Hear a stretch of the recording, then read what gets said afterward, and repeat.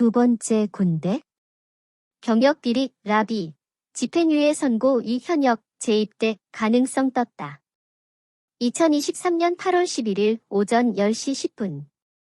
가짜 뇌전증으로 경영면탈을 시도한 혐의로 징역형 집행유예를 선고받은 래퍼 라비가 재입대를 할 가능성이 생겼다.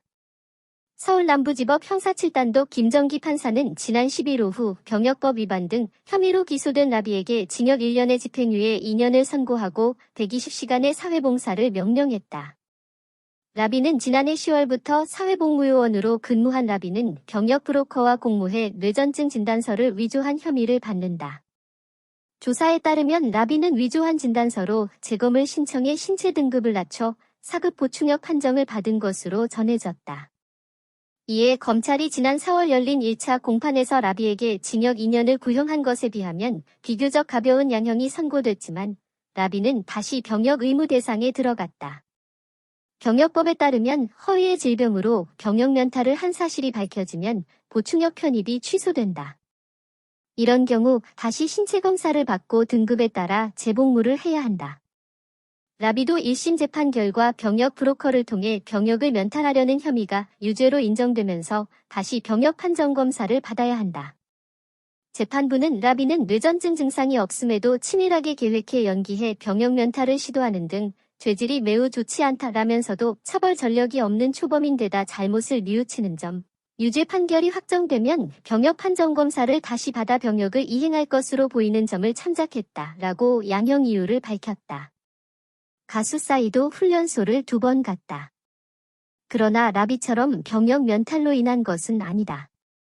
싸이는 2002년 12월부터 2005년 11월까지 35개월간 산업기능요원으로 대체복무를 했지만 검찰의 병역특례 비리 의혹 수사에서 부실 복무를 한 정황이 드러나 현역으로 재입대했다.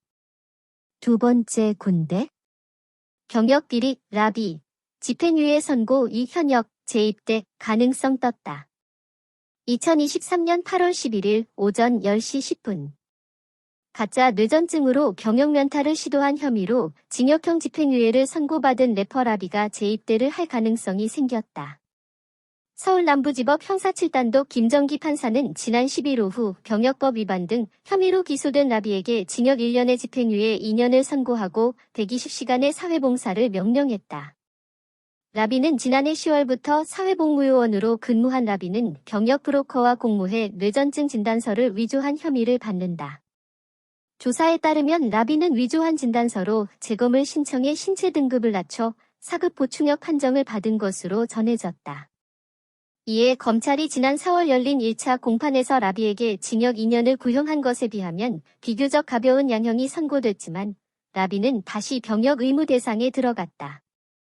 병역법에 따르면 허위의 질병으로 경영면탈을 한 사실이 밝혀지면 보충역 편입이 취소된다.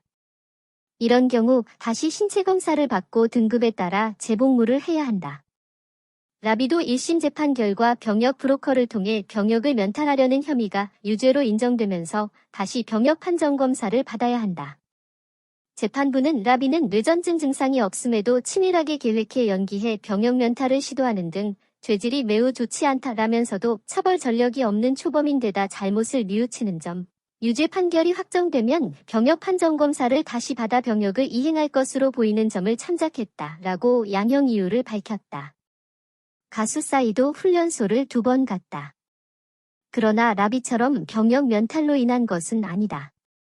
싸이는 2002년 12월부터 2005년 11월까지 35개월간 산업기능요원으로 대체복무를 했지만 검찰의 병역특례 비리 의혹 수사에서 부실 복무를 한 정황이 드러나 현역으로 재입대했다.